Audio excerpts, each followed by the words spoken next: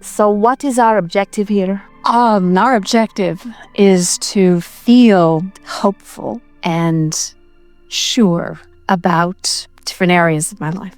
All right, so And consistently. Well, you don't have to worry about what you're going to do later. You just have to be aware of what you're doing now. So just talk to us about this. Talk to us with an intent to feel hopeful. In other words, just talk about this subject of work in a hopeful way. And my daughter, too. That's the other. And at work. I just received unexpected money from work. I feel the work coming more and more. I've had work that I've never had before that has come to me. Last year. That's the first statement that you made just now that leaned hopeful, but it really did. So just milk that. I did a project that I had never done that type of project before and had so much fun, and it felt so right. It just felt so right. And I envision myself with more of that type of work. All right, now, so far, all of this feels pretty hopeful. So is this a departure from the kinds of things you usually say? It must be. I guess so. So, I do say these things, but but you say other things too. But you say other things too. That's the thing. In other words, you do have the ability to point toward the hopeful side. You just sometimes are not looking toward the hopeful side. You're looking toward a side of comparing what is now with what was, or is that do you think that's the culprit usually? Often, yes. So how does that dialogue go? Just give us a little bit of it, because it comes up often. Yeah, I used to have a big house. I used to have a house on the hill. I used to have a 6-figure income. All right, that's true. Did you hear the difference? Did you hear the difference in the speed with which she was able to answer the first? In other words, you just jumped right in, because it's all active, it's practiced. In other words, you went right there. You feel that, and we're appreciative that you're willing to do this for all of us, because everyone could do it for themselves. In other words, everybody does some of that. But there was a noticeable difference in how slow you were to get into the hopeful dialogue and how quickly you jumped into the other. It's just more active in your vibration. It's a stronger point of your point of attraction. And so you've just got to dialogue with yourself in the privacy of your own mind, and with anybody who's willing to listen to you, with one intention in mind. You want to get the hopeful dialogue to be dominant, and that other dialogue to fade into the far and distant future. In other words, that is the work. That is the only work. There is nothing else in the world for you to do.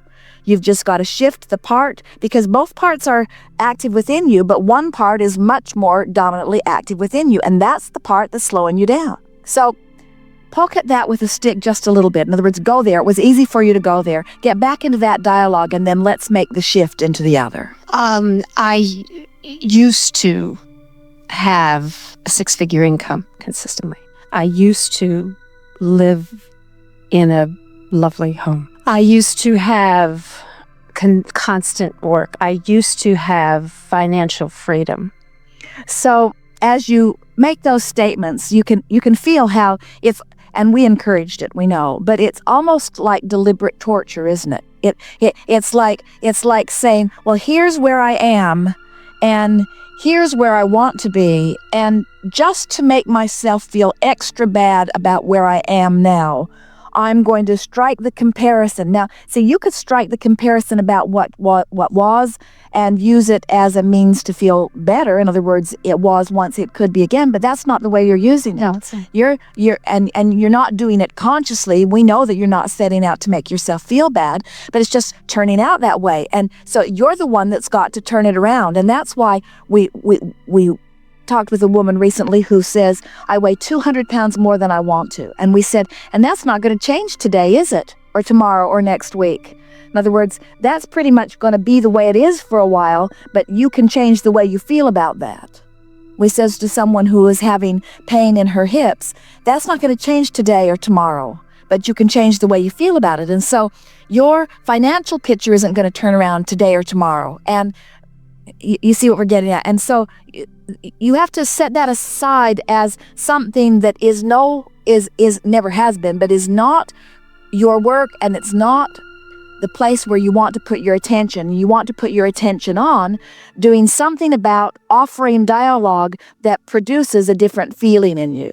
Now, before you do that, we just want to ask you, and we would ask it of anyone, do you believe that shifting the way you feel is the key to what you want? Yes. And do you think it's the key to what you want because it will give you the manifestation? Yes. And there's the rub again, isn't it? So what you're doing, you're taking this process or this work and you're saying, all right, I'll do this. What you're actually saying is, I'm not going to ask conditions to change.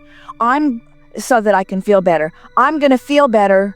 You're not saying, I'm going to ask the universe to give me the work that I want and the 6-figure income back.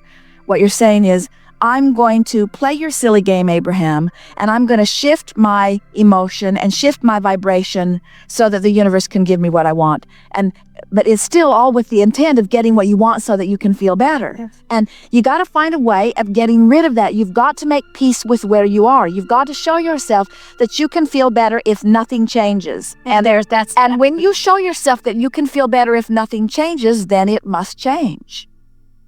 Esther said to Jerry, because she is understanding, they've only had this new bus for a couple of weeks, and they are so comfortable on the road, so comfortable. And then Esther said, I didn't know how uncomfortable I was before. So there's something sort of edgy about that, isn't there? In other words, when you move into a better place, you don't want to move back. And of course, she's like you. She's talking about this contraption that she thinks is giving her more ease in her life. But what we want you to realize is that it's not the contraptions and it's not the money. If you can just hear this, everything that you want, the money, the house, the work, the recognition, everything that you want is because you think you'll feel better in having it. And if you can show yourself that you can feel better whether it comes today or not, that's really what hope is, isn't it? Hope is saying, I'm going to feel good in the absence of the manifestation because I believe in the promise of the manifestation. But that's still a sort of backwards. That's why hope is not a very healthy emotion. Because what it's saying is, I'm just holding out for the manifestation, and then when the manifestation comes, then I'll really feel good. Then I'll really feel good. And you want you to get to the place where you really feel good anyway, And so you do that by just looking at all of the aspects of your life that make you feel really good anyway, and by playing those up, and any aspects of your life that don't immediately make you feel good, you play those down until you just give what feels good more airtime, so much so that law of attraction gives you more of those thoughts. It really is just training yourself to a different radio signal.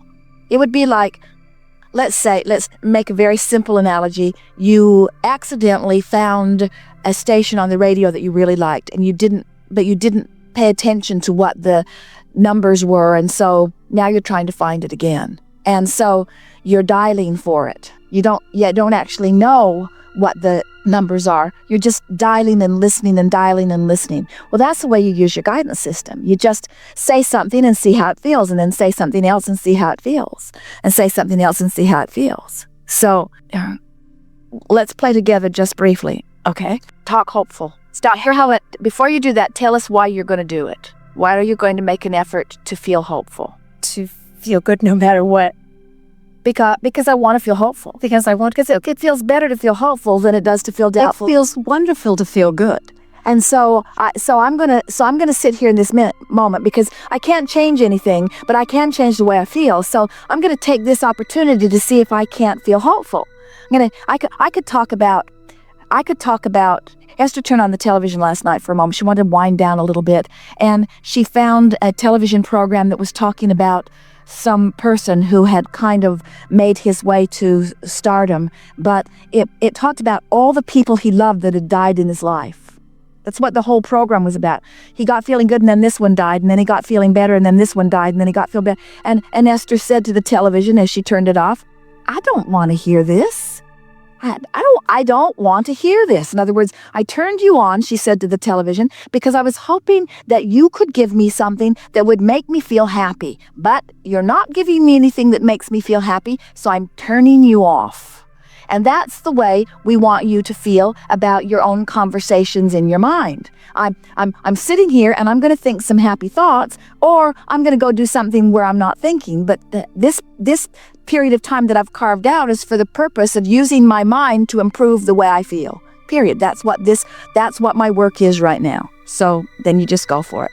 And of course, it's more fun to practice, or less tension to practice, in the privacy of your own mind while you're lying in bed than it is sitting in a room with a lot of people. I have a lot of wonderful friends. I have a great sense of the beauty of art.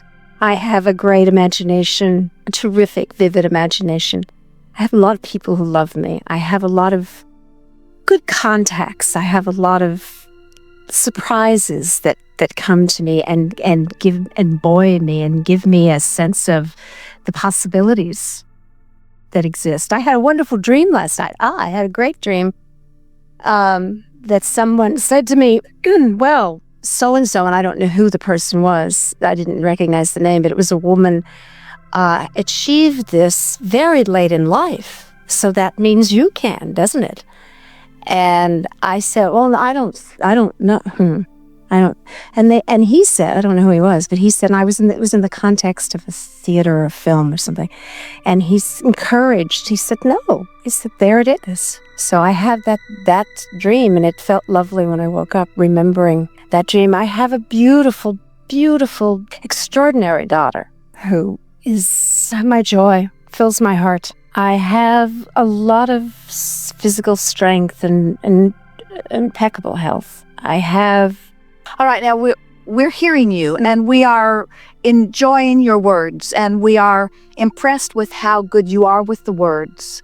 And we feel some spiking and some not spiking. No. In other words, we can feel some brighter spots than others, and we can feel some heavier spots than others. Could you feel the difference? Yes. So what was one of the heavier spots? I think when I mentioned my daughter. We think, yeah, too. And what was one of the brighter spots? My dream last night. Yes. And so now, knowing what you know and sitting here with the intention of doing what? Feeling good. So which of the things that you found do you think you would be good to go back and amplify and milk a little bit? In other words, if your goal is really to feel better, having the person talk to me in my dream saying, this is a possibility. All right, so let's go back to that and let's get more from that. Let's use that. You see, you were close enough to it that you remembered it. And now you've remembered it, let's solidify here. Let's make that, because you see, a dream is a manifestation too. So this is a very promising thing that's happening to you, because you're wanting so much to feel better and trying really to feel better, but you've got more heavy stuff than you do light stuff going on in your personal dialogue, and people understand that based upon what you're observing and how things are. In other words, it's not the easiest thing to think differently than what's actually happening, but you must be doing a fairly good job of it because you had a dream manifestation. Now, in your dream manifestation, what I think and what I feel and what I vibrate and what manifests are always a vibrational match. And a dream's the same thing. A dream is a manifestation too. And it's easier to manifest in dreams than it is in real life because it doesn't take so much vibrational alignment to manifest in a dream. So you didn't manifest in your dream state that you got this wonderful new work, but you did manifest in your dream state an encouraging person came to you. In other words, can you see how that's on the right path? Yes. So what you're saying is, I must be cleaning up my vibration because I'm having these hopeful dreams. And so now get back into that dream and see if you can find. You kept saying, I don't know who this person was. Well, this person is source that you are putting a body on. In other words, it's the answer to what you're looking for. And never mind who's saying it. Look at the message. What was the message that was being conveyed to you in that dream? That's what you want to fixate on and light up on. So now you've activated it this much. If we were standing in your physical shoes, we'd go after that. We'd activate that. We'd take this opportunity and bring it alive so that it's not just active in a dream, but because then it will be active in your day-to-day experience. So go back to the essence of the dream and just ramble about it.